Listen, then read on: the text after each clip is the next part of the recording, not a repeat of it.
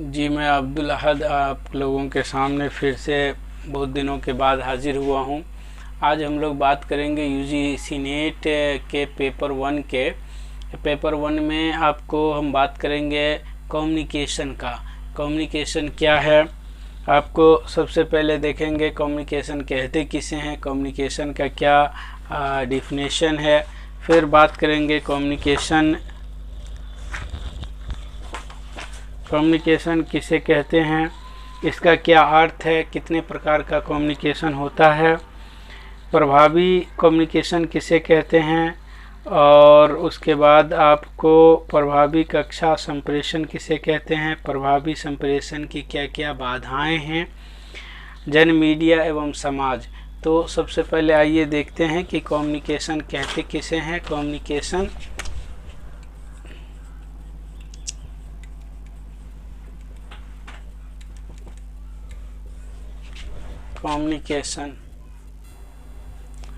Communication को हिंदी में हम संप्रेषण कहते हैं। कम्युनिकेशन को संप्रेषण कहते हैं। कम्युनिकेशन आया है लैटिन वर्ड के कम्युनस और कम्युनिकस, जिसका मतलब होता है आदान प्रदान करना। कम्युनिकेशन को कहा गया communication is an exchange of fact, idea, opinion और इमोशन टू और मोर पर्सन। दो या दो से अधिक व्यक्तियों के बीच में जब कोई विचार, कोई तथ्य एवं कोई संवेग का आदान प्रदान होता है, उसे ही हम कम्युनिकेशन कहते हैं। तो कम्युनिकेशन टू वे प्रोसेस होता है। कम्युनिकेशन में आपको क्या क्या होता है, कम्युनिकेशन की सबसे पहले हम बात कर लेते हैं प्रोसेस ऑफ कम्युनिकेशन का। कम्युनिकेशन का प्रोसेस क्या होता है, प्रक्रिया क्या होता है, इसे हम संप्रेषण कहते हैं या संवाद कहते हैं। तो कम्युनिकेशन के सबसे पहले हम लोग प्रक्रिया के बारे में देख लेते हैं, फिर उसके बाद टाइप्स ऑफ कम्युनिकेशन देखेंगे, फिर उसके बाद एलिमेंट्स ऑफ कम्युनिकेशन देखेंगे, और फिर उसके बाद ब्रीच ऑफ कम्युनिकेशन पे जो है या बैरियर ऑफ कम्युनिकेशन की बात करेंगे।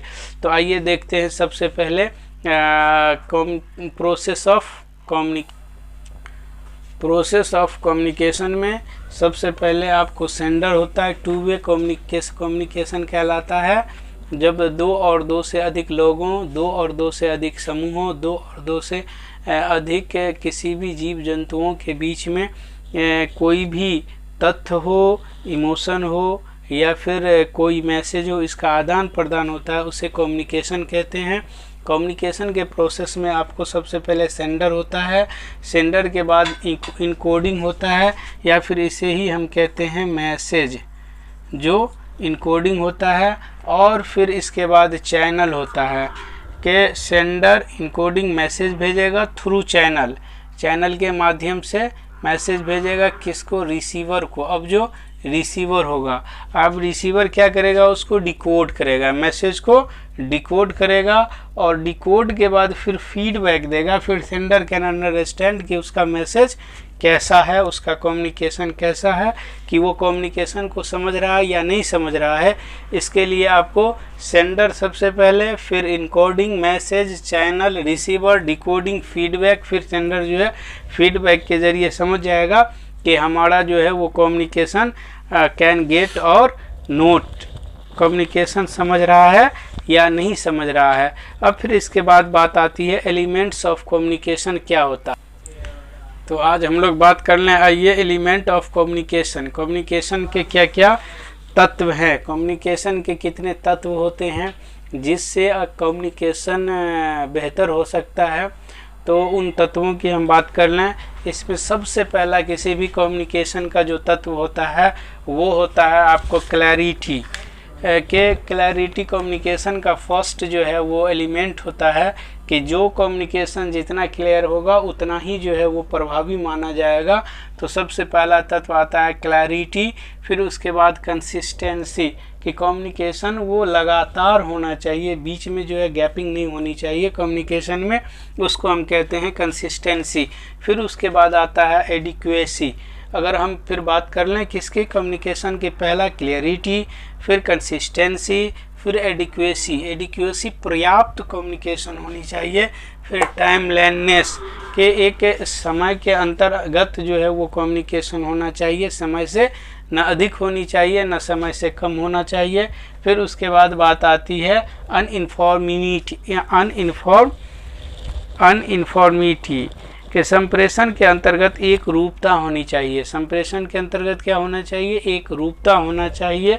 और फिर उसके बाद बात आती है फ्लेक्सिबिलिटी, कम्युनिकेशन में क्या आना चाहिए, फ्लेक्सिबिलिटी। तो these are the elements of communication, कि हम कह सकते हैं ये सारे कम्युनिकेशन के क्या है, एलिमेंट्स हैं, एलिमेंट्स ऑफ कम्युनिकेशन। फिर से एक बार देखिए, क्लैरिटी, कंसिस्टेंसी, एडिक्वेसी, टाइमलेसनेस, अनफॉर्मिटी और आपको फ्लेक्सिबिलिटी। अब इसके बाद हम लोग देखते हैं आखिरी में कि टाइप्स ऑफ कम्युनिकेशन, कितने तरह का कम्युनिकेशन होता है। तो जनरली हम लोग जानते हैं कि दो तरह का कम्युनिकेशन होता है, एक को कहते हैं फॉर्मल कम्युनिकेशन, दूसरे को कहते हैं इनफॉर्मल कम्युनिकेशन। तो देखते हैं फॉर्मल कम्युनिकेशन किसे कहते हैं और इनफॉर्मल कम्युनिकेशन किसे। तो हम बात करते हैं दो तरह का कम्युनिकेशन होता है। सबसे पहला होता है आपको फॉर्मल कम्युनिकेशन। जितने भी ऑफिसेज होते हैं, जितने भी ऑर्गेनाइजेशन होते हैं या जितने भी संगठन होते हैं, उसमें अधिकारियों के बीच में जो कम्युनिकेशन होते हैं उसको कहते हैं हम फॉर्मल कम्युनिकेशन। फॉर्मल कम्युनिकेशन में वो सेंडर हमेशा जो है इम्पोर्टेंट होता है, कि जो कम्युनिकेट करेगा, जो कम्युनिकेशन करेगा वो सबसे इम्पोर्टेंट होता है। और देन उसके बाद जो होता है वो कि इसमें जो है आपको फॉर्मल कम्युनिकेशन में प्रत्येक संगठन के लिए औपचारिक संप्रेषण आवश्यक है। इसकी कार्य प्रणाली पूर्व निर्धारित होता है। किसमें, फॉर्मल कम्युनिकेशन में। इसके 6 नेटवर्क होते हैं जिसके ज़रिए से जो है आपको कम्युनिकेट किया जाता है, फॉर्मल कम्युनिकेशन किया जाता है। इसमें सबसे पहला होता है आपको चेन नेटवर्क, के किसी भी ऑर्गेनाइजेशन में के कम्युनिकेशन जो किया जाता है वो थ्रू चेन नेटवर्क किया जाता है। एक चेन नुमा सर्किल बना होता है जिसके थ्रू से जो है आपको कम्युनिकेशन किया जाता है, इसको हम कहते हैं चेन नेटवर्क। और फिर उसके बाद बात आती है स्टार नेटवर्क। स्टार नेटवर्क में कि जो मैसेज को सेंडर होगा वहाँ होगा मैसेज सेंडर, और फिर स्टार नुमा बना होगा, स्टार नेटवर्क कहते हैं। ये स्टार नेटवर्क होता है कि इसमें सबसे प्रभावी होता है जो अपर होता है। फिर उसके बाद सर्किल नेटवर्क होता है, और फिर उसके बाद ऑल चैनल नेटवर्क होता है, वाई शेप्ड नेटवर्क होता है, और आपको जो है इन्वर्टेड भी कम्युनिकेशन होता है, ये शेप्ड होता है। फिर उसके बाद इनफॉर्मल कम्युनिकेशन।